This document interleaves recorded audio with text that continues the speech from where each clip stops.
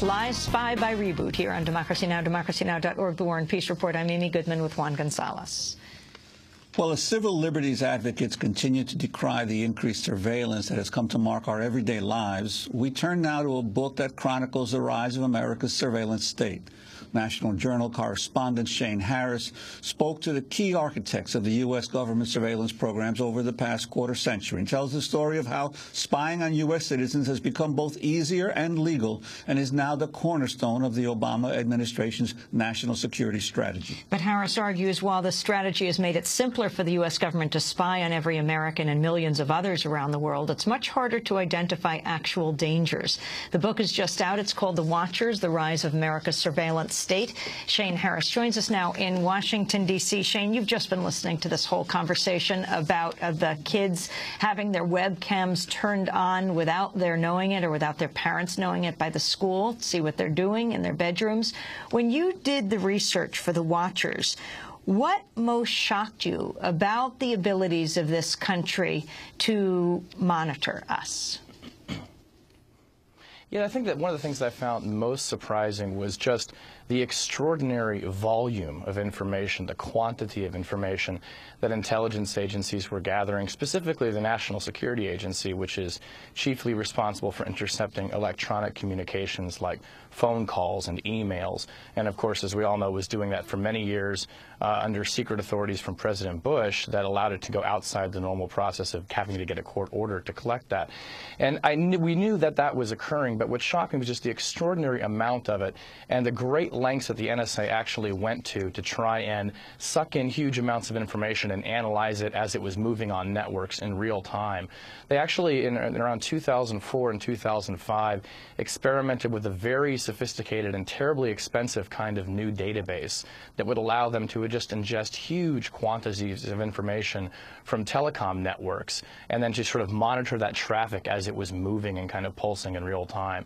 And that sort of sounds like something that you would imagine that they would already be able to do, but the scale of the information that we're talking about here is literally so large that it even choked NSA's computers, which were fairly sophisticated after the 9/11 attacks that they had at the time. They had to actually build new computers just to take in all this stuff. And you've written how, for instance, with the situation with the Christmas Day bomber, that the National Counterterrorism Center has all of this information coming in, but it's all on separate databases that, and part of the efforts of the Obama administration now is to merge these databases and create greater ability to do dynamic searching. Could you expand on that? Yeah, sure. Well, the National Counterterrorism Center is this, basically this office building outside of Washington where it was set up not long after the 9/11 attacks, and there are analysts there from the FBI and the CIA and the NSA, and the idea is that they should all be under one roof, sort of sharing information that they're collecting.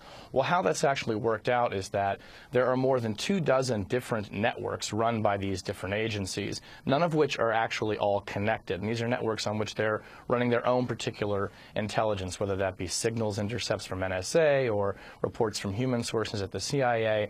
And then within those networks, there are something like 80 different data streams of unique kinds of intelligence. None of that has really been merged and collected in a way that analysts can search through all of it at once. So what ends up happening is that a typical analyst at the National Counterterrorism Center, somebody who is responsible for trying to make all these different connections among these fragments of information, will actually have about half a dozen desktop computers on his or her desk that are connected to these separate networks, which for security reasons and reasons of bureaucratic turf, the agencies have just never connected. So you can imagine trying to go out and search for a particular keyword or a concept, but having to do it in separate databases. It's almost like a manual process.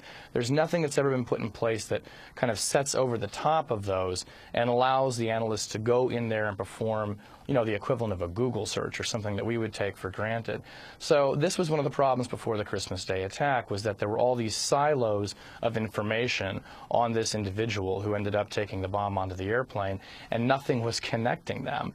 And, you know, this is one of the things I found in the research of the book that was sort of baffling. baffling. You would think that 8 or 9 years now after the 9/11 attacks, the government would have done a better job just getting management over the information it already had. And instead it seemed to focus much more on going out and collecting information that previously was restricted and that was considered private. And there's been very little actual emphasis placed on trying to manage the information once it gets into government hands. It's been this almost obsessive focus on collecting the data and paying less attention on to trying to make sense of it on the back end. I think that's very troubling. Shane Harris, has President Obama changed surveillance policies of President Bush? I mean, you wrote about the whole scandal around total information awareness, John Poindexter's program he's driven out, though TIA takes on other forms within the National Security Agency. If you could address both those points, where the NSA is in all of this, and also where Obama stands. Right. Well, to your first question, President Obama did not dramatically change at all the surveillance policies of his predecessor. When he was a candidate, when he was running for office, he actually took a fairly strong and I think rather principled stand against new surveillance laws that were being debated in Congress at the time, which would have granted legal authority to much of what the Bush administration had been doing and the NSA had been doing after 9/11 in secret and arguably outside the surveillance laws. So Obama was against that in principle. He didn't want to, he said, expand the government's surveillance powers. He also didn't want to grant immunity to the telecommunications companies who had participated in this secret surveillance program for 5 or 6 years. And he actually threatened to filibuster any bill that would have that immunity provision. But as he got closer to an assured nomination, and as some of his intelligence advisors began talking to him about what these surveillance programs do and what they thought the value to be gained from them was, he flip-flopped. He changed his position. He said he was going to support new surveillance authorities. And I think what happened there is as he got closer to the day that he was likely to become president and these would become his executive powers, I think he realized that they could be very valuable tools, and he wasn't willing to give them up because they were executive authorities. And I think also he didn't want to be the one responsible for having missed something on his watch, and he wasn't going to essentially dispense with a valuable intelligence gathering tool like this. You know, NSA's role in all of this, you asked the question about that and where it fits in with John Poindexter, is really central. I mean, the National Security Agency, when we talk about our intelligence organizations going out and vacuuming up huge amounts of electronic data, they are the primary vacuum, if you like. They have the capacity to monitor emails, to monitor phone calls, to take other electronic transactions and to bring it back into the agency and try and sift it out. And this was something that John Poindexter was very interested in doing when he came back to government after the 9/11 attacks. I mean, most people remember Poindexter as the mastermind of the Iran-Contra affair in the mid-'80s when he was the National Security Advisor for President Reagan.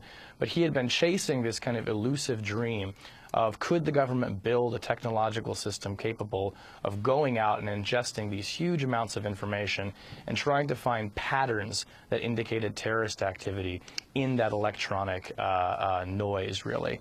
And NSA watched this very closely and became very enamored of the idea.